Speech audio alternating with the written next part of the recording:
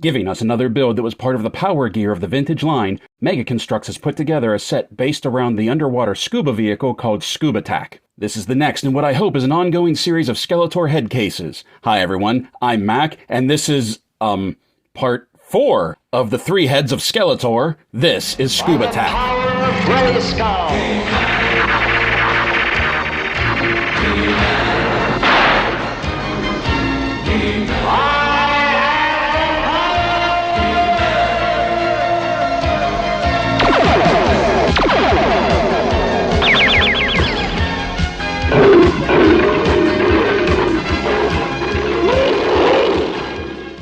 Okay, you know the drill by now. Skeletor head, case, display stand. Now let's get into it. Yes, I know there are now 4 sets of Skeletor heads put out by Mega Construx, but by the time the 4th one came out, I had just uploaded the first video, so I decided to just go with it. This set is a very interesting offering from Mega Construx. The main piece of the build, the Scubattack vehicle, is one of the Power Gear sets from the vintage line that came out in 1987. 2 years after the Filmation cartoon went off the air. Like the Cliff Climber we looked at first, the Scubattack was a vehicle that was worn by the character of the Masters of the Universe line and was unique to the vintage line in that it was, to the best of my memory, the only piece to ever be designed as a water vehicle. Up until this point, the Undersea Kingdom was the domain of Merman himself. Like the Cliff Climber, the Scubattack is a vehicle that is worn by the character that is operating it. First off, I love the colors Mega Construx used for this build. I know these are the same colors from the vintage accessory set, but they still look great. The red pieces on the back represent the wearer's oxygen tanks, while the motor and propeller harnessed to the chest give the operator enhanced underwater movement. 2 transparent pieces attach at the back and chest and come together over the wearer's head to act as the dive helmet that covers his head. This is the only part of the build that isn't very well done, and I would have preferred to have seen some sort of actual dome, one solid piece, that would cover the figure's head. A pair of twin plate pieces that stud to the operator's feet serve as a pair of flippers. The vintage set also came with a harpoon gun type weapon for the pilot to use underwater. The Mega Construx build gives us something a little beefier than a harpoon gun, and in fact, it looks like an arm-held torpedo launcher. Quite an upgrade if you ask me. One thing that I really like about this set is that with a build on the front and a build on the back, it's very well balanced, and the figure doesn't have any trouble standing on his own, as you can see, which was an issue that we had with the Cliff Climber. He was always a little back heavy and wanted to fall backwards. Like all the Skeletor heads, the head itself and the back piece turn into a display stand, and I feel like this is the first time Mega Construx has used it properly. Instead of just a display stand, they used the space to create an underwater diorama. The color palette of the set continues to impress with pastel purple and lavender, as well as 2 orange elements in the shape of a starfish and a seashell. In the middle of the diorama is a pastel blue stand that matches the color of the base. This stand is there to mount the Scubattack suit to, so that it can look as if it were suspended underwater. What's more is that this stand is built with 2 ball joints that allow you to adjust the pose of the Scubattack in a variety of ways. The final piece of the diorama is one that we need to talk about.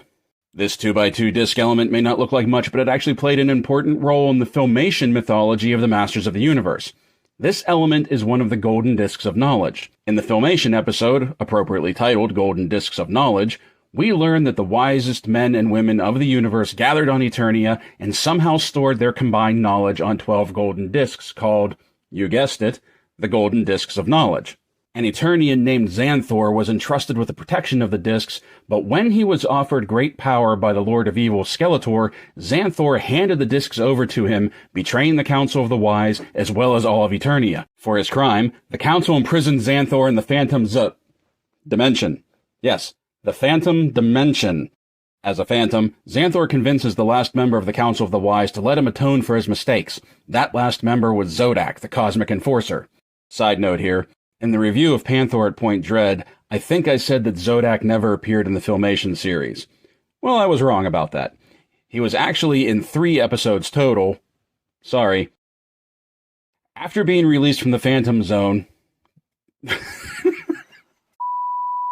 After being released from the Phantom Dimension, Xanthor leads He-Man, Battle-Cat, and Orko to Snake Mountain to retrieve the Golden Discs. After the usual shenanigans that involve Skeletor, the heroes are of course successful in retrieving the Golden Discs and returning them to Zodak. Zodak forgives Xanthor of his previous treachery and enlists him as a cosmic enforcer to assist in looking after the Golden Discs of Knowledge. In the episode, we only get a close-up look at one of the discs, and I have to give it to Mega Construx. They did a spot-on job of recreating the symbols that circle the disc. It's too bad, though, that we only received one disc with this set. It makes it a little hard to recreate the display of discs at the base of Snake Mountain. Even though in the episode these golden discs were fake ones, it still would have been cool to be able to recreate this scene. In the original commercial and on the original packaging of the vintage Scubattack, the vehicle pack was shown being worn by Skeletor. Mega Construx opted not to issue yet another Skeletor with this set, and instead gave us a micro-action figure of Zodak in his Filmation colors, with his white gloves and gray boots. Unfortunately, like Fisto and the Cliff Climber, this release of Zodak comes with no armor, and that is unfortunate.